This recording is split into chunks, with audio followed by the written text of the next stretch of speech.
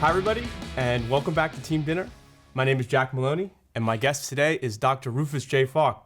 Dr. Faulk, thank you for being here. Thanks for having me, John. I'm excited, man. And we are eating All-Star Sandwich Bar from Inman Square in Cambridge, right down the road. It's a little after lunch. I'm hungry. Me too. So, in the way of introductions, Dr. Rufus is a community leader, an author, an entrepreneur, most recently, perhaps, a restaurateur, which is, I think, a fun topic for us to talk about today. But absolutely, we appreciate you being here. A lot to cover. So, without further ado, start you off with the question we've been asking people recently, which is, what is your best meal of 2025? We're in January, so we're going to jump back a year. Okay, best meal. I think for me, first of all, thanks for having me, man. Of course. This is dope. Of course. Exciting. So I think the best meal for me was not actually the meal, but actually the company. Yep. Had the opportunity to have a dinner with one of my best friends, Norman, and one of my best friends, Jeff Rogers, went by the name Professor Jeff, or the Professor. We usually try to make sure we once a month go out for dinner. Yep. We were at Boston Chops in the South End, had steak dinners, laughed, talked about when we were 13 and 14, Yep. and that was just amazing. It was an amazing time to spend some time with my friend and my guys who are my brothers now. And what makes it most significant now is that my brother Jeff passed away, and you just make sure you don't want to take those moments for granted. So I think that was my favorite meal of 2025. And shout out to my guy Jeff. I appreciate that. Thank you for sharing that. No, I appreciate you. You know, that question, I ask it a lot, and I think the thing that people almost always come back to is it's not about the food. Yeah. It's rarely someone just gives me their best food dish.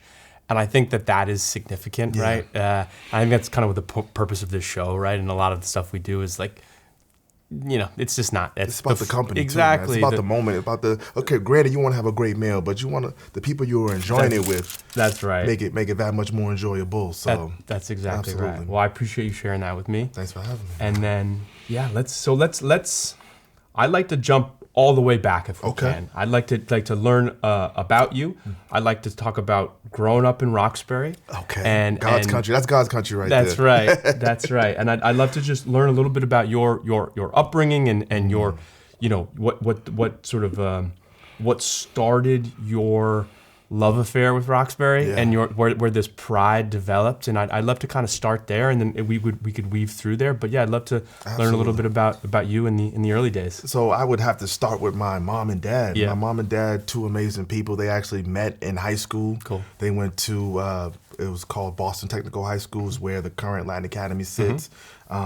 They graduated in 1980. My mom's the youngest of 5 from Mission Hill. My dad is the 7th of 15. Wow. From Cathedral. Wow. Yeah, it's crazy.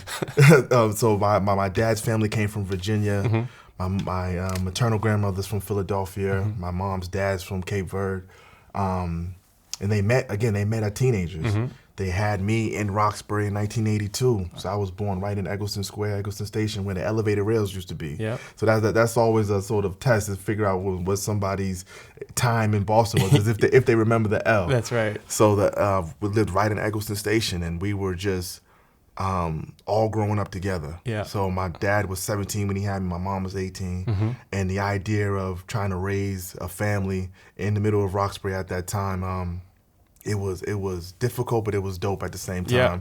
And that Roxbury experience, whether it be going to the Kite Festival when I was a kid. This is when the Kite Festival used to be on the golf course in Franklin Park, or it was going down to Blair's down Dudley, or going to the Cooper Community Center. Like, these were all sort of moments and memories that made me the person I am today, because it taught me that I had beauty and I had excellence in my neighborhood, and I knew that I wanted to make sure I represented as well as possible. So it started with my mom and dad taking me out, showing me different, meeting different people, making sure that I always express myself, always introduce myself, always expected more of myself just because of where we come from and who my parents were, who my grandparents were, and what my neighborhood signified. I remember being a kid and my dad taking me to the house that Malcolm X grew up in.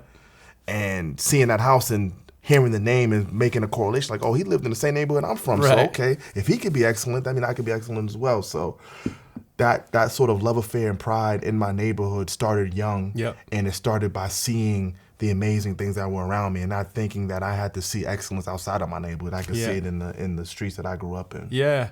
Yeah. Do you feel, because I've heard some other people say this before, but do you feel that at that time that Roxbury was like a small town within the city? Like there was community and there was a connectivity that you might expect in a small town, but not so much as a neighborhood within a much larger city. Absolutely. We felt like we were a community unto ourselves, like we were a city unto ourselves. It was a 1 degree of separation, very community focused.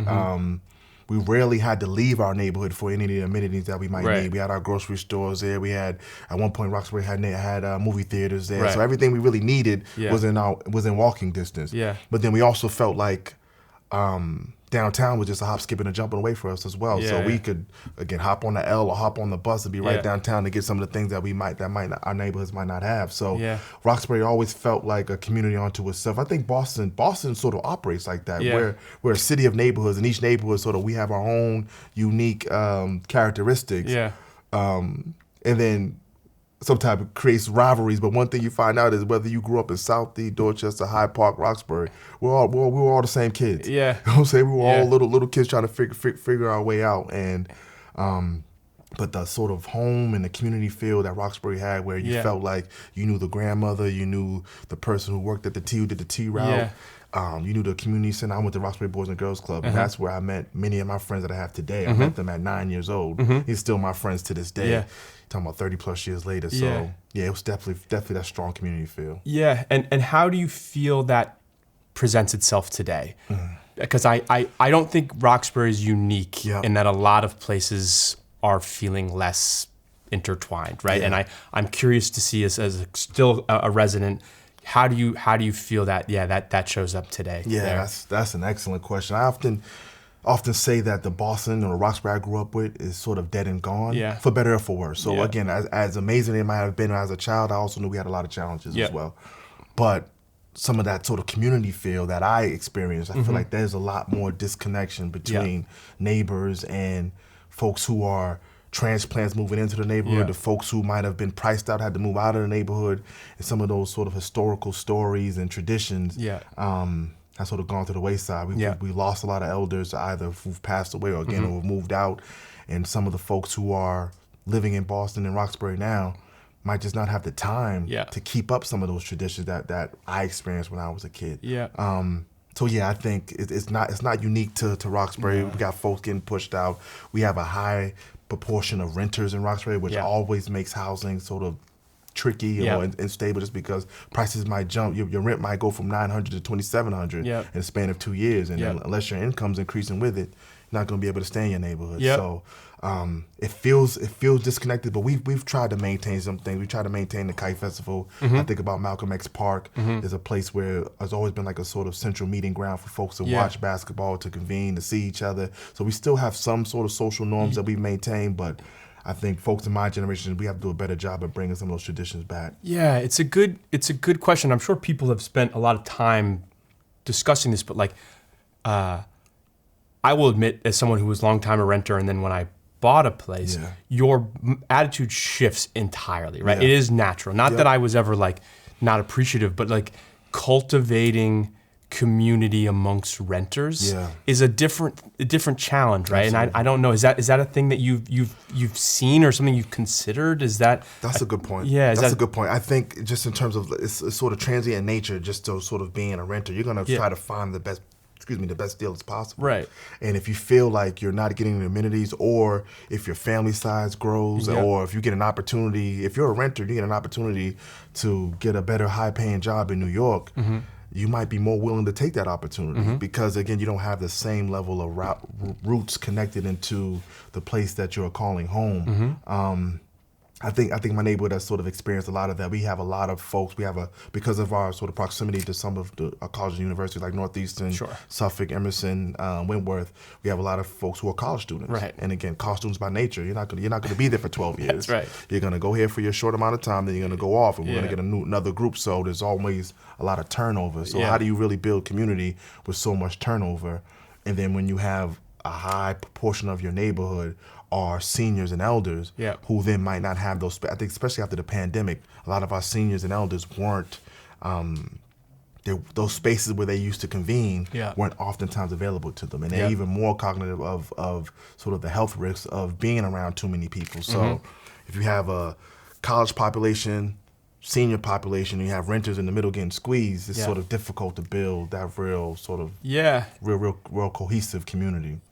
All right, so then let's, if we can, I'd love to maybe jump forward a little bit. Absolutely. And talk about how, I'd love to learn a little bit more about how you got involved with the community work and then into the the mayor's office and that's sort of how that happened and then I think we'll get more towards the food after that. But I'd love to hear about what was that path like, because I think that's so my path was I wasn't a good student, but I was able to test well and I could catch on pretty quickly.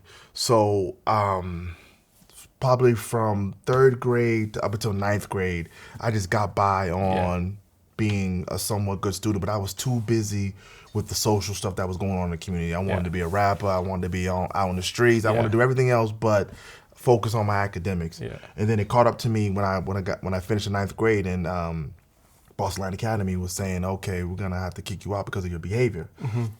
So I got kicked out of Latin Academy. And I ended up transitioning and transferring to a school in Cambridge called North Cambridge Catholic. And that school was what really redirected me. And me recognizing I had too much potential to squander it. Yeah. And I knew I owed my parents to do the best that I could. And that's what sort of started my trajectory of getting on sort of being a better student, sort of focusing more on academics. So I ended up, when I left Latin Academy, I had about a 1.6 GPA. By the time I graduated from NCC, I was about a 3.4. Yeah. And ended up going to Temple University in Philadelphia. So went to Temple University, ended up finishing. And I chose Temple largely because my grandmother was from Philadelphia, so it was like almost like a second homecoming to me. Yeah. So ended up going to Temple University. Graduated with a major in history and a minor in business. But during that time in Boston was experiencing a real uptick in youth violence. Yeah. A lot of young people were either committing homicides or being victims themselves. And these were young people that were either my peers or I knew their little brothers and little sisters. So mind you, I'm in Philadelphia getting phone calls, I don't want to say weekly, but regularly about incidents that were happening. And a lot of it around my neighborhood. So towards getting close to graduation, I felt like I had a duty to come back home and to be a tangible example that you can come from where we come from and you don't have to go this route. Yeah. You can there are other pathways for you outside of what we see just walking out of our doors. Yeah. So I finished school in May.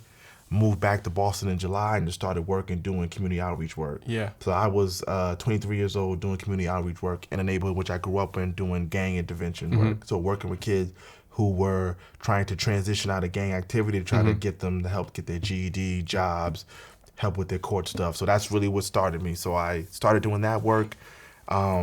Is that work through the city, the state, it's private? So I was working for a nonprofit called the Boston 10 Point Coalition. Okay. So I started working with the nonprofit. So I worked for a nonprofit for 17 years. Oh, wow. So I was doing that work, community building, neighborhood development work from not 17 years, from 2005 to 2017. That's when I did that work. And that's really where I gained my understanding of public policy, seeing how everything interfaces. So to your point, how housing impacts education, education impacts public safety, and how they were all connected. Yeah. But what I realized was that I was sitting in meetings, having conversations with people who were creating policy. I would give them all the context. Yeah. They would take that and create policy, and then they would be the ones getting the promotions or going to get their doctorate degrees, doing everything else. I'm like, hold up. If I'm giving them the information, then I can do this work myself. So that's when I first went back to Boston University to get my master's in urban affairs. And then from that point, I was like, okay, if I'm going to do the academia route, I might as well go all the way. Yeah. So then I ended up going to Northeastern, and I got my doctorate in law and policy at Northeastern, just because I wanted to be in a position where very rarely are the people crafting, think about public school policy, very rarely are the people crafting public school policy products of that public school system. Yeah. But yet they're creating policies without having all of the contextual understanding of what a BPS student might go through. Yeah. So they're crafting policy but don't know about the sort of neighborhood dynamics, or might not even know the difference between Roxbury and West Roxbury, but they're creating public school policy.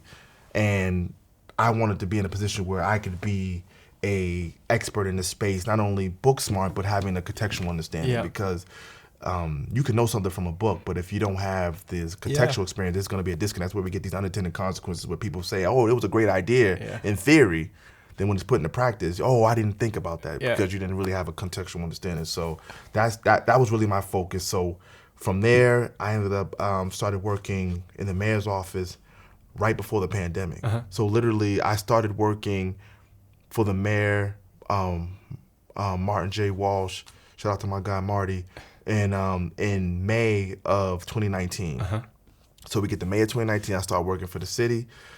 And then by the time we get to March 2020, that's when the world cracks open. And it's pandemic time. So we're in the middle of trying to figure out how to do everything from get kids tablets to get make sure I just think about the sort of grocery schedules we were running, where people we had to make sure seniors had a slot for grocery stores. And you see folks showing up to Stop and Shop wearing scuba gear. It was such a spooky time. But doing that work, it was good to see behind the curtain.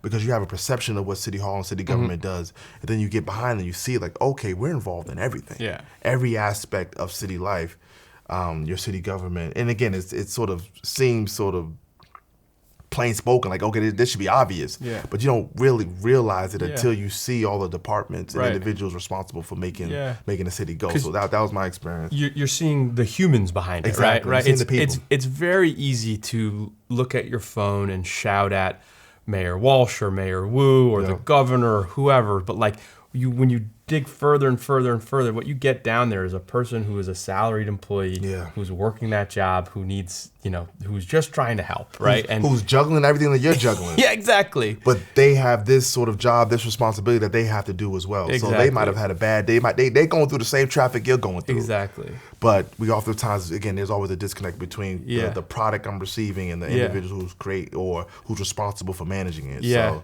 but it was always easier. It's always easier to complain on Facebook than it is to actually go down and learn. Learn and see it. And to see how everything connects and see the impacts of it. So but it was good though. It was an amazing experience for me. I was there from 2019 to 2023 because I was really just burnt out. I think talking about sort of there's like a 1 degree of separation in the city of Boston. So and I started off as a director of public safety, then I sort of morphed to being a senior policy advisor around areas of public safety and community violence. So dealing with every shooting, dealing with every incident, and then everybody in Boston so deeply connected. So even if you might not know the victim, you might know their cousin. You're gonna know somebody. And even if you have a good year when homicide reductions are down, you still, any homicide is gonna sort of shake you to the core, and I never felt like my battery was being recharged. So I might have a good month, 2 months, but then the moment something else happens, it brings you right back to the first instance. And what's often not spoken about is that oftentimes service providers are traumatized as well. So if you grew up in a neighborhood and you're trying to serve that neighborhood, you're still dealing with the trauma that you might have had seeing the first or hearing the first gunshots when you were 9 years old, or walking to the store and seeing something that was a violent episode. But now you're, as an adult, supposed to be pretty socialized. I think I'm pretty a socialized adult, but again, I'm still traumatized. I still have sort of things that I saw that still make me get a little cautious when days get too hot, or reasons why I won't sit in the car when it's parked, because of so many instances I heard of people being shot in the car when it was parked. So these things folks carry with them. And now I'm trying to be a service provider as well. So if I'm not dealing with my own issues, how can I be helpful to somebody else? So I just felt like I knew I was burnt out, and I needed to do some things a little bit differently, which is probably the best move for me. Well, it has been the best move for me, because now I feel like I have the energy to do everything I'm passionate about. That is fascinating. I appreciate you sharing that with me. I think I understand entirely. I think that just you are that 1 degree of separation is a great way to say it, right? You are it is the city that you are from. Yeah. You are working in there. You are uniquely qualified to understand the whys and the hows of what's happening. Yeah. I mean, 4 years, that's a long, it must have felt like a lifetime. It felt like a lifetime. Yeah. When I tell people how long it was, they say, "I thought you was there longer." I said, "Yeah, it felt like that." Yeah. It felt like that because every day was something. I think the sort of pandemic wore me down because it was 7 days a week. We would start every day. We were starting with a 7 a.m., 8 a.m. call. Yeah. Just to check on everything. Yeah.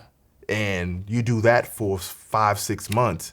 That feels like 3 years right there. Yeah. So that wore me down a lot, and but it was amazing to be a part of, to see the city, and I'm talking about the city as a collective, not City Hall, but the city sort of rally together and try to support one another. Yeah.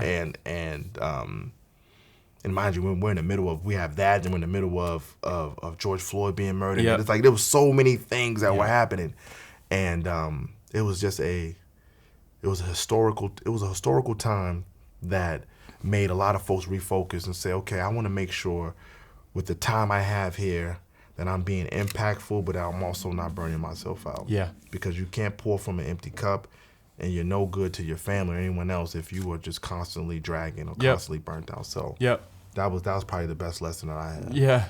Yeah. So then let's get into some food stuff. Okay. Yeah. Oh yeah, we know we love to eat. You know? Yeah. So that's because that is not maybe the most traditional path for a restaurateur, right? I think you have seen a lot of different things, and then how did that come about? How did the opportunity present itself? Is that something that you were thinking of? Was that lurking below the surface for a long time? No, that was not on my bingo card. It was not on my bingo card, but I think it happened the way it was supposed to. Okay. So I'm lucky enough to have two other business partners, guys that I've known since we were teenagers. Mm-hmm. So one is Jarvis Adams. He goes by the Lobster King. Mm-hmm. And Jarvis was really started during the pandemic, started doing caterings, started doing kitchen pop-ups, and centered on lobster BLTs, lobster rolls, like pretty much trying to elevate and make the lobster dish. Again, we're in New England. New England, we're lobster heaven over here. So he wanted to bring that and bring his own sort of mix of Southern flavors to it. So he started doing that. Food was amazing, and as it got to about 2023, we were talking about, okay, let's him and my other business partner Levi, we were initially talking about, let's think about getting him a food truck. Let's go in as a partnership, get a food truck, try to make something happen. And so that was the initial idea. Food truck, boom, we'll leave it at that, make that happen. But they were actually in another establishment called Navarro in Milton, having lunch, just talking. And then they were actually sitting next to the person who was handling the brokerage sale for the former Ashmore Grill location. He heard their conversation, let them know that, okay, the space is available. You guys want to come see it? So they hit me up, said, you want to come see the space? Like, yeah, we'll go see the space. We went to go see the space in October. Ashmore Grill had been closed for about 2 years. So it was a little, again, it still had the great bones. Right. But again, you could tell it hadn't been used in 2 years. Right. Went to go see it. We talked about it. Said, "Yo, you think we can do this?" Mind you, none of us have had any restaurant experience. Right. We this was the world we came from. Yeah. But saw the opportunity, and again, recognizing that we don't believe in coincidences. Yeah. And if there's an opportunity to see something, I'm okay with trying and failing. Yeah. I would kill myself if I'm 85 years old, sitting in my couch saying, "Oh, I wish I would have did this." Yeah. I'd rather shoot and miss. Shout out to Kobe Bryant, man. Mama mentality, man. I'd rather shoot and miss than to not shoot at all. Yeah. So we went to see the space, saw it, ended up signing a lease 2 weeks later, started doing all of the rehab, sort of making sure the space was more sort of favorable and unique to us. We created our LLC, made that happen, created our menu, started sort of building the buzz, letting folks know this is what we're doing. Like, it was, again, the good thing about Boston, again, being in 1 degree of separation, that And I tell folks, if you're in this entrepreneurial space, like your personal brand is your first business. Yeah. So people will buy into you before they buy into your product. Yeah. And if folks, luckily enough for us, each of us had our own sort of social network that believed in us. So we didn't have much trouble getting people to support and being willing to at least give us a try. You had to make sure your product's good. We had folks who were willing to give us a shot. Yeah. So we started doing sort of private tastings just to sort of give folks an idea what the menu might be. Boom, boom, build the menu out. In that process, so I had gone through the whole liquor license process. So again, we had did an article of talking about the difficulties of liquor license. Folks paying $600,000. Boom, boom, boom, boom. So I started the application process, and then this whole time we're doing these tastings, and then so I applied for the liquor license in late February. We got the liquor license on Mother's Day of 2024. So the process wasn't long at all. Yeah, that's great. And so we were able to be open to the public in May, and have been off and running ever since. So what I tell folks, we bring that traditional New England seafood with some Southern hospitality. We make sure our service is good. We make sure that the food is amazing, and we make sure that we try to get you back into the door. We want to make sure somebody who shows up once, they're going to come back 3, 4, 5 more times, and they're going to tell folks about us. So that we always have these great recurring customers. We have folks who come in for the first time because somebody else through word of mouth said, oh, I went there and the food was amazing. We make sure we do brunch. We do brunch every Saturday and Sunday. We make sure that we try to bring live music in. Again, we are a Black-owned establishment, so we're unapologetically with that, but we make sure we let folks know that we're open for everybody. So you might hear some Anita Baker, but that doesn't mean you can't come in. Anita Baker's for everybody. That's right. And we had the neighbors have come by and enjoyed. We have folks coming from Cambridge, North Carolina, Cali, who have seen us on TikTok. And when they on their visit to Boston decided to come. So we're about to come up on 2 years in May. That's fantastic. Again, and it's been amazing. Again, it wasn't on my bingo card, but oftentimes those opportunities are the best ones, the ones that are unexpected, but we were prepared for. And we're in the process of moving on to a second location. Very good. So we're in the process in Roxbury. Cool. So I'm a little biased towards that. So the idea is going to be a grab and go on one side titled Lobster King. We're going to have a speakeasy on the other side titled The Vault. So be able to bring some of the elevated experiences that other neighborhoods can enjoy. We want to bring that to Roxbury, because our idea is this whole idea about bringing downtown uptown. We want to bring some of those downtown amenities into our neighborhood to try to create that, again, economic engine. The more money you can spend within your neighborhood, I think the more your neighborhood flourishes. There's nothing wrong with going to other neighborhoods, because we always frequent other neighborhoods, but we want to make sure folks from other neighborhoods can come to our neighborhood as well and spend some of their dollars with us. So it's been exciting. That's why I'm bald now. I was bald before that, but it's you always have to deal with the ups and downs. There's been way more ups and downs, but just when you've never done something before, you're gonna bump your head a few times. But once you bump your head once, the idea is not to bump your head on the same thing again. But so it's been going well though. That was my question I wanted to ask, which is coming in as with a lifetime of experience, not in the restaurant industry. What is maybe the most avoidable trap you set for yourself, or you stepped in, that you will never step in again? I think the most avoidable trap is probably overextending yourself. You can't be all things to all people when you first get started. You have to make sure that you, whether it be your menu, whether it be your offerings, whether it be your days that you're open, you want to make sure that you are managing your time, your staff, and your resources as best as possible. Because you could try to create this massive, big movement, and you sustain 3 slow months, and that might throw the whole show off. So I would just say that this whole concept of making sure you're not overextending yourself, you're being reasonable with your moves that you're making, being strategic with it, and sort of being forward thinking too, and don't be afraid to ask somebody for some help or some assistance. So I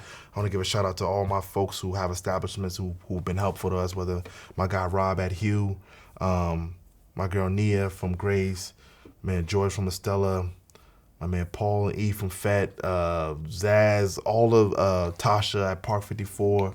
I'm gonna give all these establishments and if I forgot you, please blame the brain, not the heart. I'm getting older, but I want to give all these establishments some kudos because I think it's difficult work. Yeah. And when we collaborate, we will always do better. Yeah. And especially for Black-owned restaurants in a city that oftentimes doesn't highlight Black restaurants. Especially you think about the ones that have full liquor licenses and things like that. So those spaces, my man Eddie Esavor, who was the original OG of the restaurateur space, with his space right by South Station. It's just making sure that we can create more, have more opportunities, and I think that's what we're really leaning into. How do we build on the industry? Do you anticipate in the next 5-10 years that there will be a lot more spaces that bringing downtown, uptown you're talking about? Do you think in the next 5 or 10 years in Roxbury there will be more places that have traditionally existed only downtown? I think absolutely, because I think about South End. Like the South End does have close proximity to Back Bay, but the South End traditionally was a neighborhood that was apart from downtown. Now it's sort of connected as if they're the same, one are the same, but South End was its own neighborhood with its own niche, with its own sort of vibe to it, but they have every sort of cuisine you could think of. They have different lounges, different bars, and they're sort of the model for what, Dorchester as well, Southie also, this model of bringing more amenities to neighborhoods has already existed in other neighborhoods. They just, Mattapan, for one, is sort of behind the 8 ball. We're trying to build up in Mattapan as well, trying to support what's going on there. My neighborhood, Roxbury as well. Like if I wanted to get a ribeye, if I wanted to get steak frites and ribeye, steak frites or a ribeye in Roxbury, I would have to buy it. I'm talking about raw. I would have to cook it myself. There wouldn't be a sit down restaurant where I can get that at. But that's some of the things we want to change. Like we have no problem going to Seaport, going downtown, going to these other neighborhoods. But we want to make sure that these amenities are available in the neighborhoods which we grew up in. And the neighborhoods we live in. And we want to be more. I think one of the things that Boston's lacking is we don't do a good enough job at making sure we go from neighborhood to neighborhood.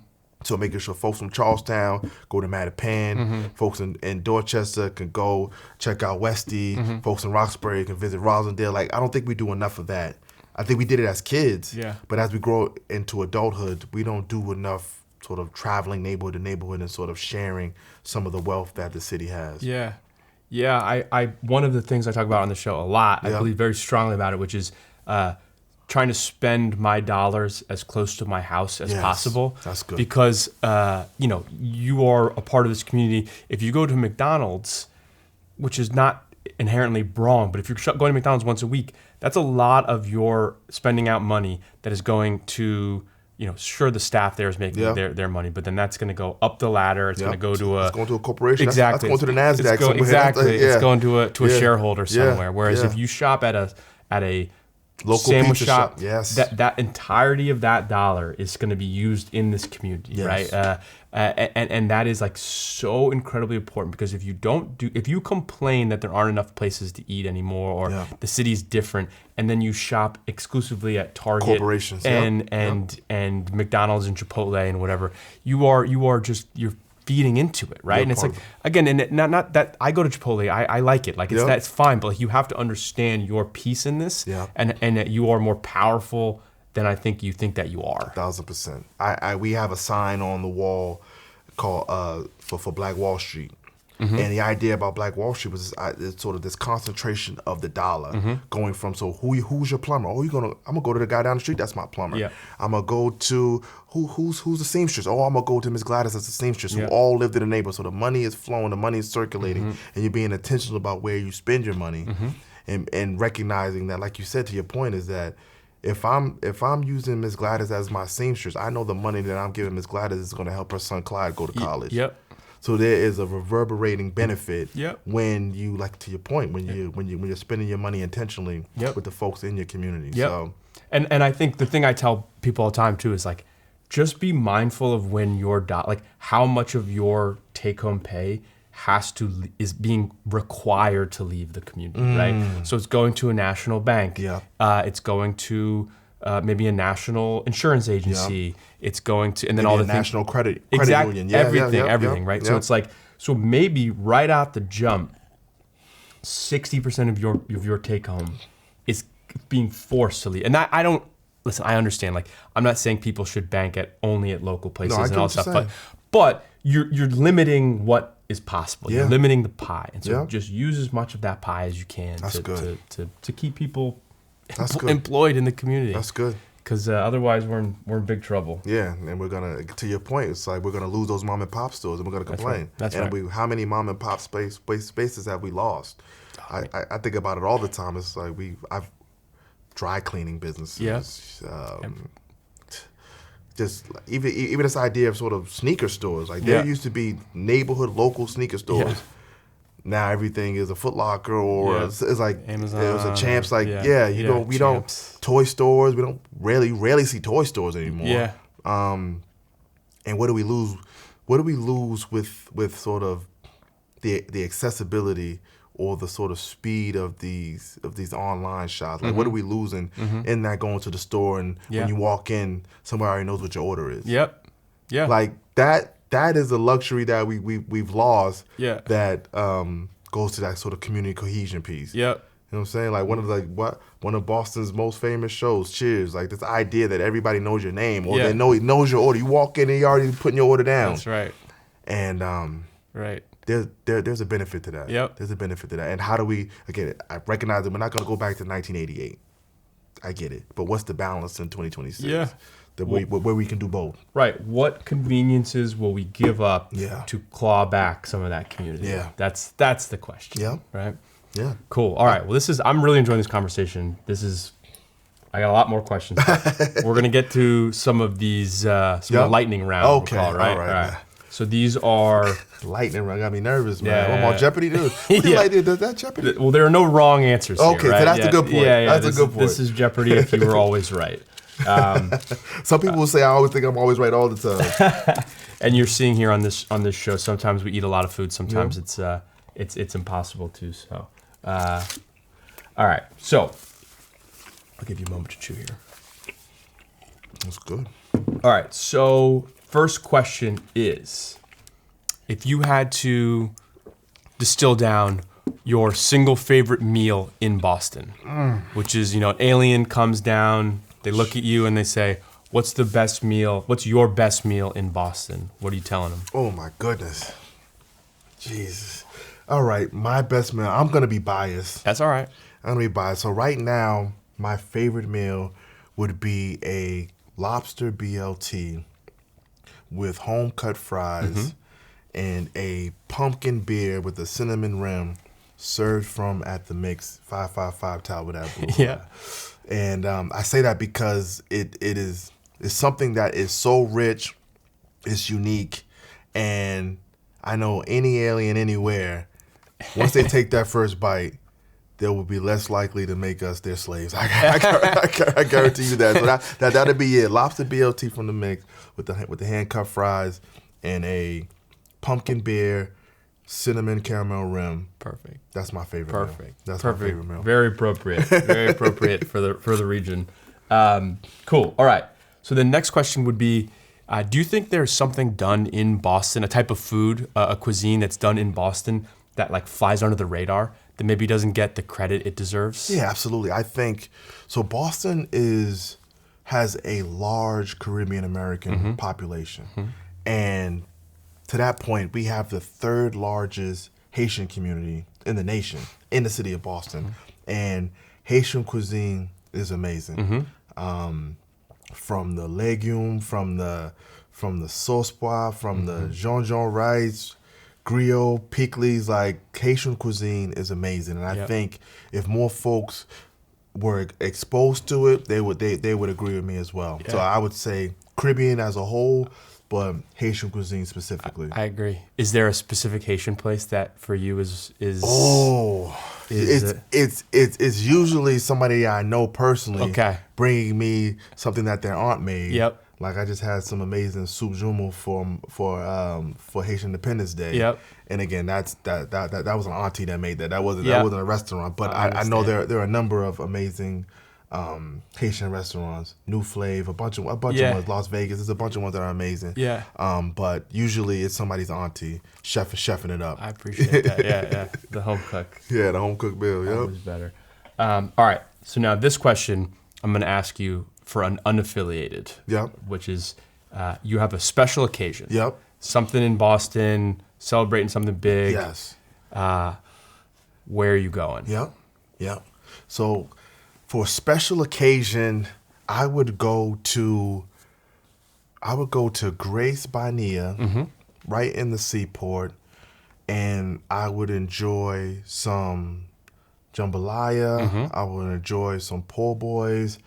I would enjoy maybe half the menu. Yeah. And I would bring some of my friends there as well. Yeah. And then I'll do one more for another special event.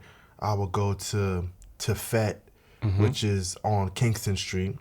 They do some Haitian fusion food, and I would grab some Haitian spaghetti, some lamb chops, and some of their finest alcoholic beverages. And that's what I would do.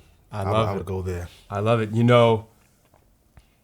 Grace by Nia, I think that's actually the second time. I think that's the first restaurant that someone has said that for the special occasion. Okay, dope. Shout out Mike Petrino. What did you eat today, sir? He said that as well. So remember it as well. You're gonna get some great live music. Yeah. Yeah. The aesthetic is amazing. Great music. Yeah, definitely. It almost made me want to get up on the stage. That's one time right. To make a fool of myself. I love it. All right. So now this question has sneaky become like one of the most popular ones here, which is cheap meal, budget meal. Yes. Which is the end of the month, money's tight. You want to get a bang for your buck. Yes. Where are you going? So my traditional cheap meal, inexpensive, economical meal would be a large CV tuna sub from Ideal Sub Shop on Dudley Street. And you're talking about you're getting a full loaf for under $10. Yep. And this sub is going to put you right where you need to be at. And you might get some Cape Cod chips on the side, and you're going to be good as new. So whenever I'm sort of in a rush, or if I have a hankering, I'm not trying to spend $30 for lunch, or I'm not trying to spend, and you get a few of the extra large subs, you could feed a whole neighborhood. You could feed a whole housing development with some of their subs. Yeah. So you're going to get your money's worth. It's high quality. It is local run by Cape Verdean community. And it's been there for years. And when you're talking about sort of cultural representation, that's one of the spaces I think of. Yeah. So it would be a large CV tuna sub, Cape Cod chips, and maybe a Arizona fruit punch. There you go. If I'm feeling good about myself. There you go. I like it. That's a great answer. Very good.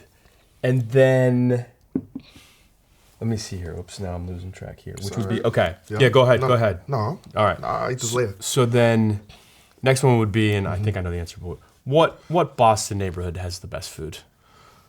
The best food. Best that food. See, when I saw that, I said, the best food. What neighborhood has the best food?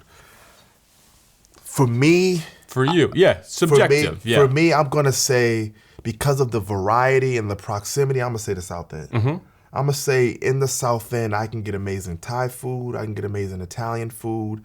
I can get a great brunch.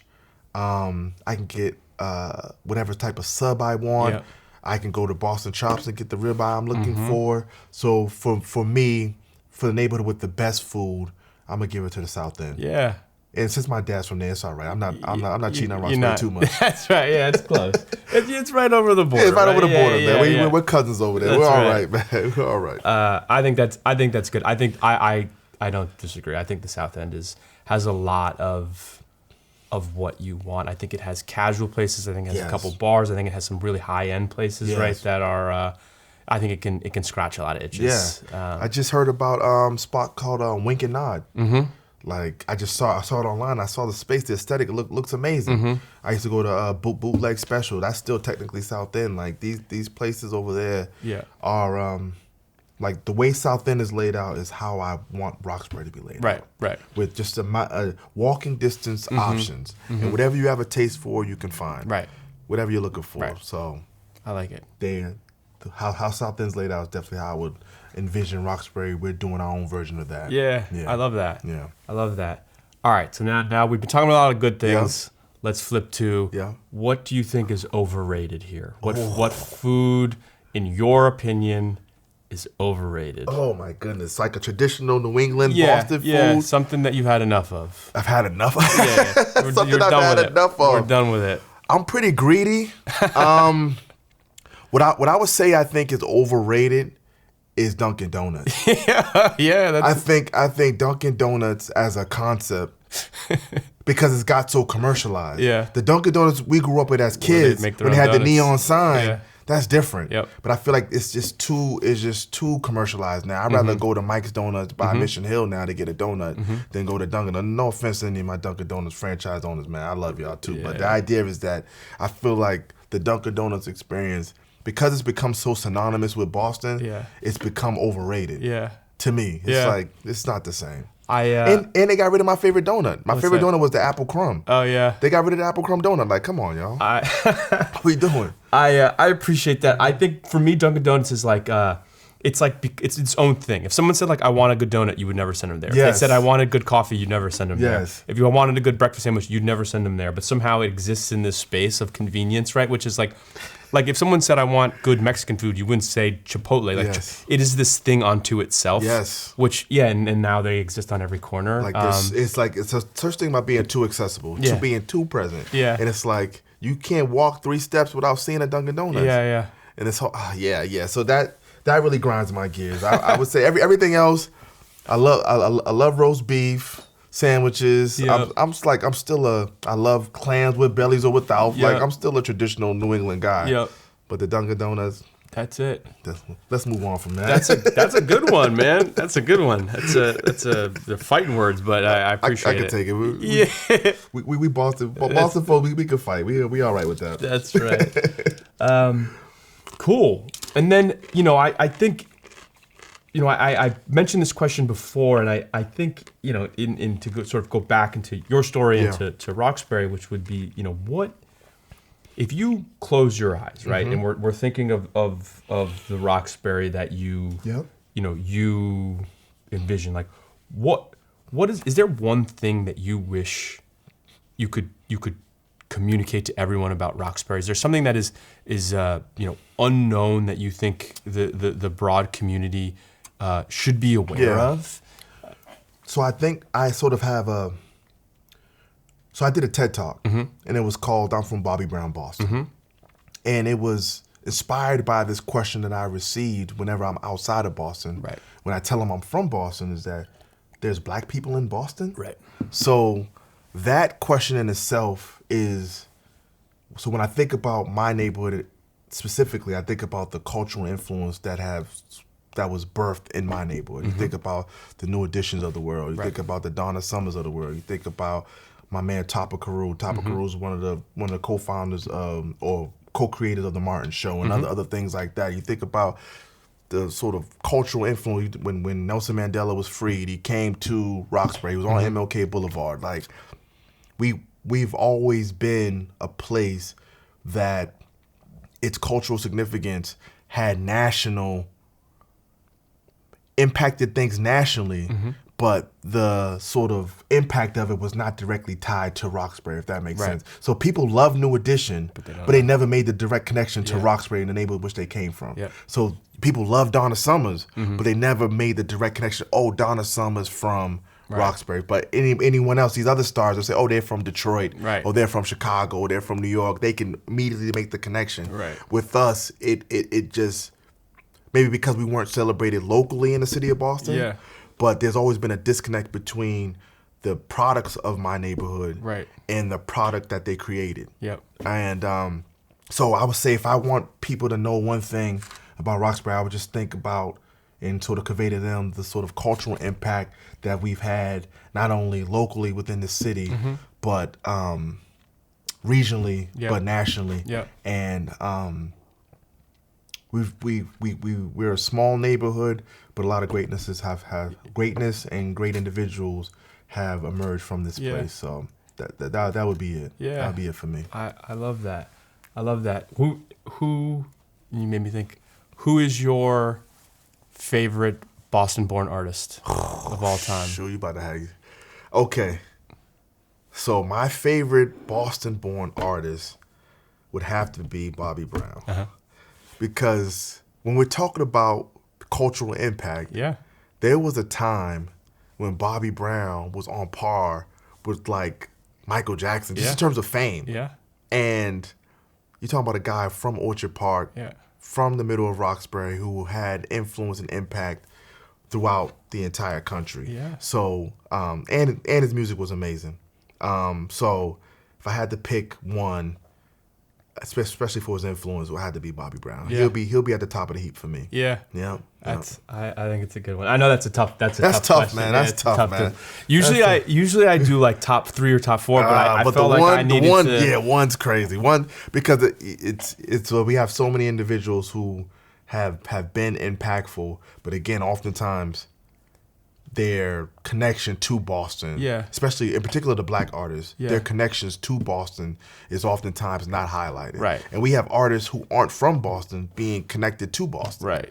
Which has always been a little weird to me. But it's like, that's where we want to make sure when Boston's telling the story, it's telling this full and whole story.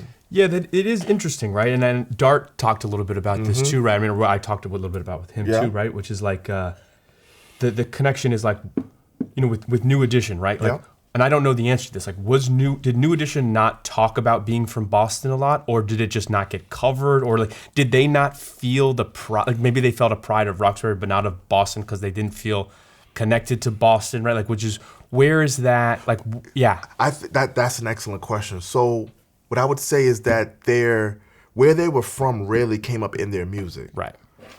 But what I would say that most R&B singers who are making songs rarely talk about where they're from. Right.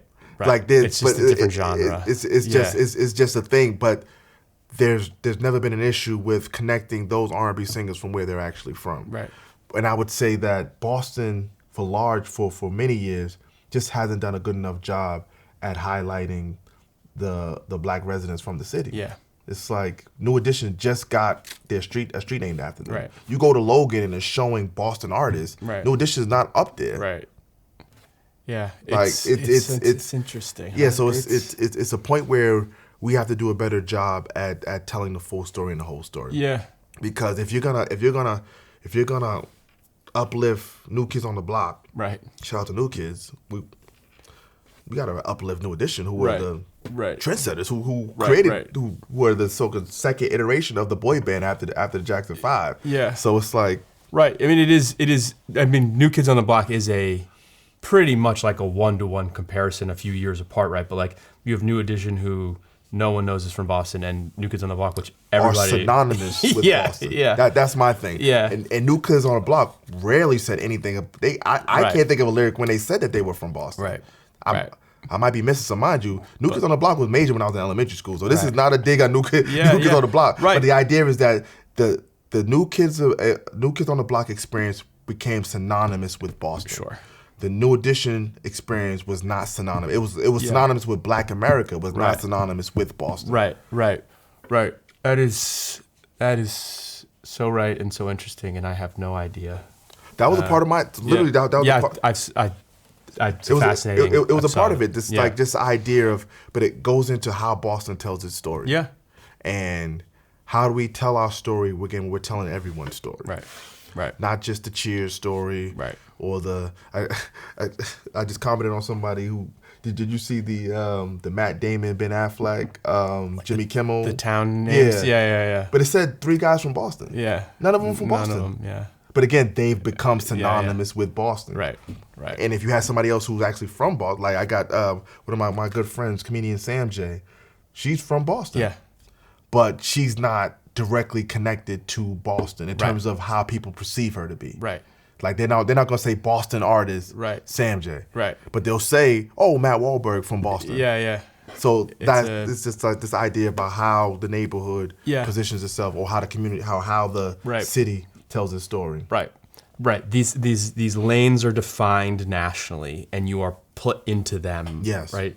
Regardless of what you're doing or what's not. Right. 1,000%. So that's right. Is that black artist from Boston gets the Black American lane, and a white artist from Boston gets the working class Southie Dorchester, right? It's just working class Boston, and then they'll get the national fame as well. Yeah. But they will make a point to say the artist from Boston. Right. And again, you think about how was Boston telling the story in the 80s? It was Cheers. Right. It was Larry Bird, one of my favorite players. This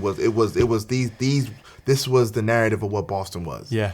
So if that's the narrative, these 5 kids from Roxbury don't fit into what that narrative is. Right. I watched damn near every episode of Cheers.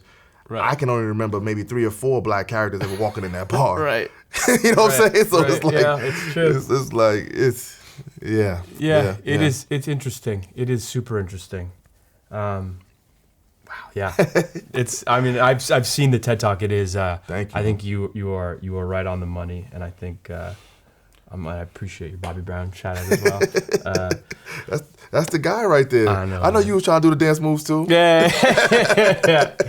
Just privately. All right. So, I mean, Rufus, in closing here, thank you so much. You've already mentioned. I like to kind of close with what's exciting to you. What are you looking forward to this year? And you mentioned a little bit about this new space. Is there anything else we want to cover here? I think love to learn. Just personally for me, I'm enjoying getting ready for another semester teaching at Roxbury Community College, which is always dope.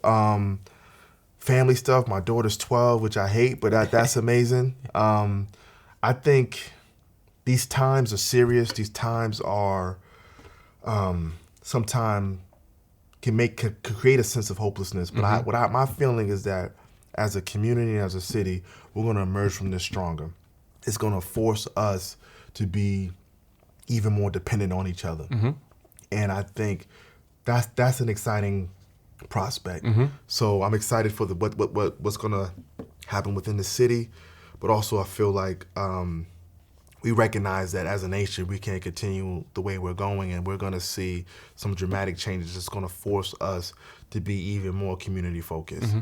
And I think that's going to be a good thing. So I'm excited. I'm excited for you. Like I feel like this platform you're building is amazing. Thank you. And again, you're giving a platform to sometime when we talk about this narrative that Boston or Massachusetts creates.